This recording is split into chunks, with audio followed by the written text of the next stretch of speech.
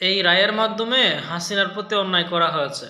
আমরা ক্ষমতায় গেলে এই রায় বাতিল করে দিব। ঠিক আছে?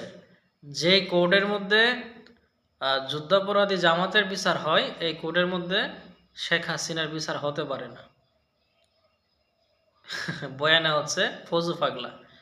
এই ফজু পাগলা কিন্তু অনেক উল্টাপাল্টা কথাবার্তা বলছে, আওয়ামী লীগের পক্ষ অবলম্বন করছে।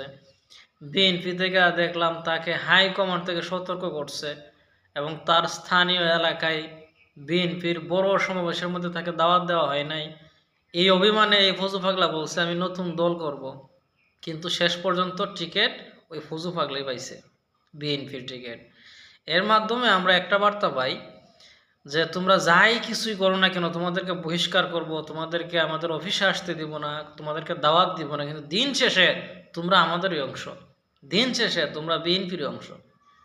দেখেন, যারা টিকিট পাইছে দলের তেগিনে তারা কিন্তু টিকিট পায় নাই। যেগুলা টেম্পু স্ট্যান্ডে শক্ত অবস্থান, উল্টাপাল্টা কথাবার্তা বলে, এরাই কিন্তু টিকিটগুলো পাইছে।